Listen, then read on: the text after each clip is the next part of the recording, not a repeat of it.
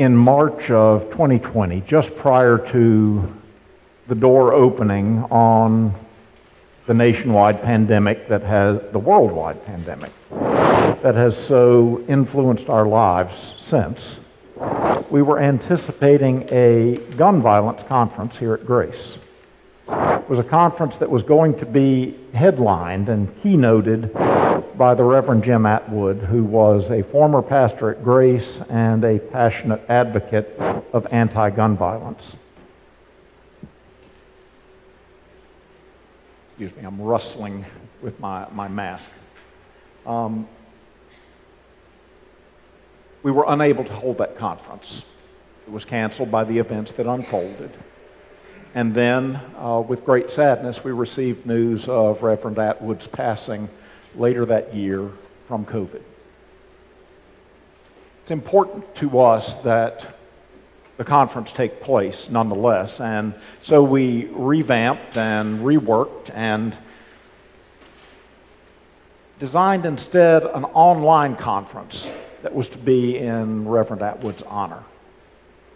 And the session undertook an action at this month's session meeting to acknowledge the deep debt that we owe to Jim Atwood for his voice, his labors, his work on behalf of the prevention of gun violence. At this time, I would like to invite Jim's wife, the Reverend Roxana Atwood, to join me at the front of the sanctuary. I would like to read the session's resolution and present a copy of it to Roxana. The session of Grace Presbyterian Church, Springfield, Virginia. A resolution of gratitude honoring James E. Atwood, pastor of Grace from 1974 to 1984, prophetic voice against gun violence. Whereas in his time at Grace Presbyterian, Jim Atwood was a dear and devoted pastor, a wise counselor, and a powerful proclaimer of God's word. And whereas he experienced the 1976 death by gun violence of a Grace member not merely as a deep grief, but as a call to action that would span decades. And whereas he lifted his voice prophetically and at the price of wrath and rejection in a time when few were speaking out about gun violence. And whereas he wrote 3 books, preached countless sermons, and worked in our denomination and beyond to change the conversation about firearms and faith.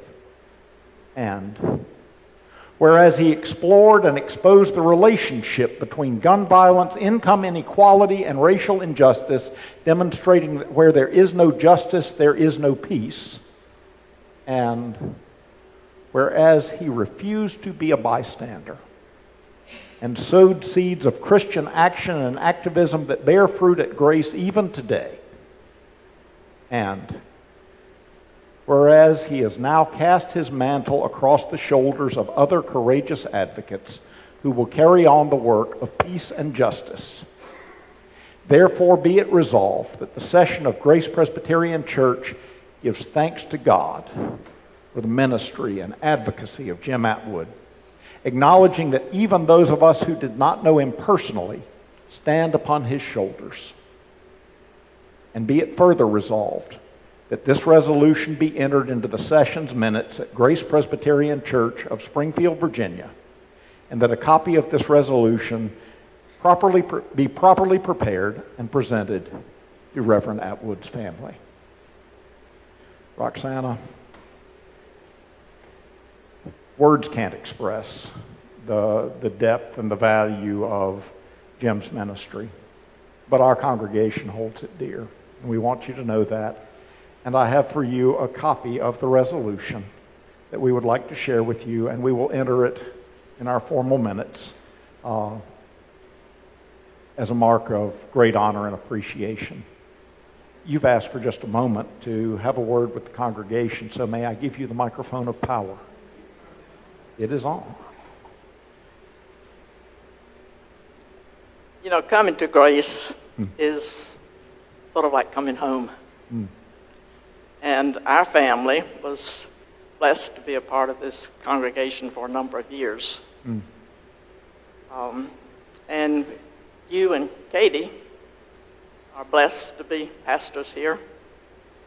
And I've talked to enough people over this weekend to know that they feel they're blessed to have the two of you.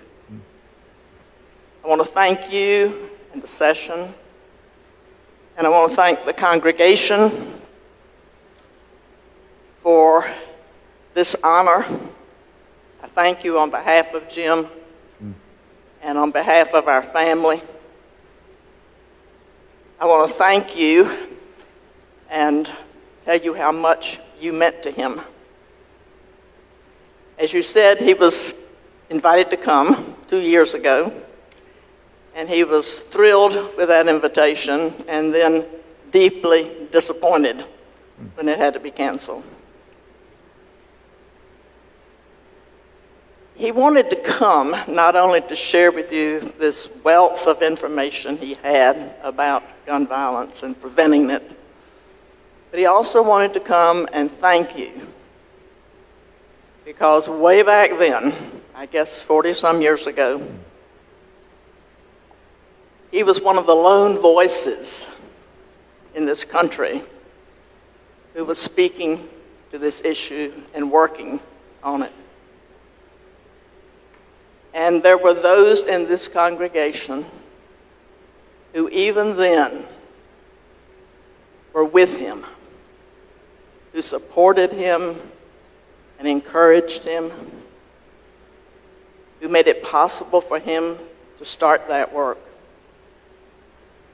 Some of you are here today, and many, many more are with him in that great community of God's saints.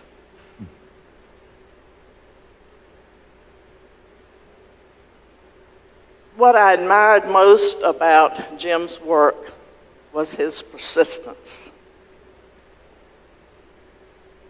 He persisted when people were hostile, mostly indifferent, passing by. And by the grace of God, he was encouraged to continue. Now, this is a church of mission. And I know this is only one mission that you are about. And in all those missions, and I will just mention one because I was the beneficiary of one. Most of you probably don't know that this church was instrumental in the founding of Burke Presbyterian Church, where I was the founding pastor. And it would not have been possible without grace. But you have many more missions. And I pray that you will persist and will be encouraged with God's grace. When Jim signed some of the books that he wrote, one of them was shown to me this morning. One of the things he said was, lift up your voice. And in this conference, you are talking about it, you are lifting up your voices, and you are taking action. The other words I want to leave you with are words that he wrote in many other books. Wrote in The Flyleaf. Keep the faith.